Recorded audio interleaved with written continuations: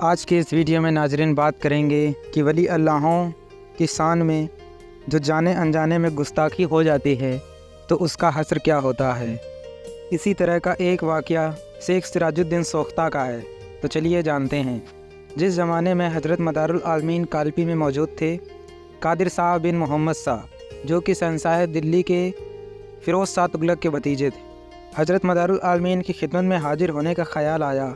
اس خیال کو اپنے کسی مرشد حضرت شیخ سراج الدین کی خدمت میں پیش کیا تو آپ نے کسی وجہ سے منع فرما دیا۔ اتفاق سے ایک دن دوپہر کے وقت اپنے پیر و مرشد سے چھپ چھپا کر حضرت مدارالعالمین کی خدمت میں حاضر ہوئے اور حجرے کے اندر جانا چاہا۔ دربان نے منع کیا کہ یہ ملاقات کا وقت نہیں ہے، ظہر کے وقت آپ سے ملاقات ہو جائے گی۔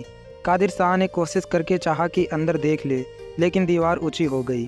پھر ہاتھی کو اشارہ کیا اور ہاتھی پر بیٹھ کر چاہا کہ دیکھ لے، لیکن پھر حجرے کی دیوار اور اونچی ہو گئی۔ یہ دیکھ کر سخت غضبناک ہوا، واپس ہو کر حکم بھیج دیا کہ ہماری سلطنت سے چلے جاؤ۔ حضرت مدار صاحب فوراً چل دیے اور دریائے یمنا ندی کی دوسری اور جا کر قیام فرمایا۔ قادر شاہ کی اس بے ادبی کا نتیجہ یہ ہوا کہ اسی دن اس کے تمام بدن پر پھپھولے پڑ گئے۔ بہترین حکیموں طبیبوں نے علاج کیا مگر سب بے سود رہا۔ آخر اپنے پیر کی طرف رخ کیا۔ حضرت سراج الدین رحمۃ اللہ علیہ نے اپنا پیراہن مبارک پہنا دیا۔ اسی دن اسی وقت تمام عوارض میں کمی آ گئی۔ حضرت شاہ مدار کو کشف کے ذریعے سے معلوم ہوا کہ سراج الدین غضب الہی کا مقابلہ کر رہے ہیں۔ آپ کی زبان مبارک سے یہ آواز نکلی، سراج چیران سوخت، یعنی سراج تو کیوں نہیں جل گیا۔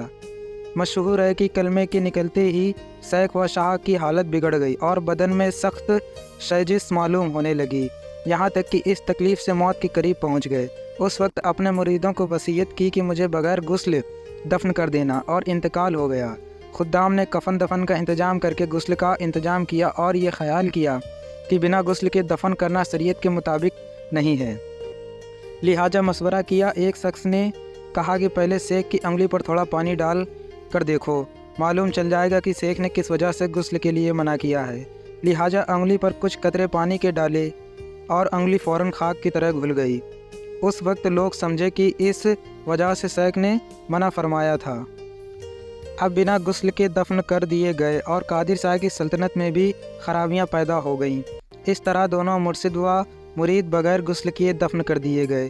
اس واقعہ سے سراج الدین سوختہ کے نام سے مشہور ہے اور کالپی میں ان کا مزار مبارک ہے، اور حضرت سید بدی الدین زندہ شاہ مدار رضی اللہ تعالیٰ عنہ کا چلہ بھی کالپی میں زیارت گاہ خلائق ہے۔ وہاں سے بھی کرامتوں کا ظہور ہوتا ہے، اثرات والوں کے اثرات دور ہوتے ہیں۔ اصل یہ ہے کہ ایک ولی اللہ کے ناراض کرنے سے جلال خدا بندی کا ظہور ہو کر تکلیف دینے والوں کو سزا ضرور مل جاتی ہے، چاہے وہ نہ چاہتے ہوں کہ کسی کو تکلیف پہنچے۔ یہاں تک کہ جو ایسے لوگوں کی مدد کریں وہ بھی عذاب الہی میں مبتلا ہو جاتے ہیں۔ بڑی ضرورت ہے کہ اولیاء اللہ کے ساتھ باادب رہنا چاہیے، کیونکہ ولایت کے مرتبے کا علم سوائے صاحب نسبت کے اور نہیں سمجھ سکتا۔ اسی وجہ سے شریعت نے حکم دیا ہے کہ لوگوں سے اچھی طرح نرمی سے بات چیت کرنی چاہیے، کسی کو ناراض نہیں کرنا چاہیے۔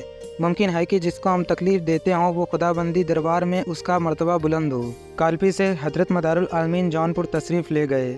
سلطان ابراہیم سرکی نے آپ کا استقبال بہت شان و شوکت سے کیا اور با کمال ادب حاضر ہو کر صرف بیعت سے مشرف ہوئے۔ آپ جونپور میں کچھ دن قیام کرنے کے بعد پھر حج کا زمانہ آیا تو اپنے مریدین و معتقدین اور خلفائے باوقار کے ساتھ حج کے لیے روانہ ہوئے۔ سلطان ابراہیم سرکی اور وزیر و اہل دربار و عوام نے آپ کو سرحد تک آ کر آپ کو الوداع کہا۔ یہ بات بالکل سچ ہے کہ جو لوگ مقبول بارگاہ سمدیت حضرات سے گستاخی کرتے ہیں ان کا یہی انجام و حشر ہوتا ہے۔ اللہ پاک اپنی پناہ میں رکھے۔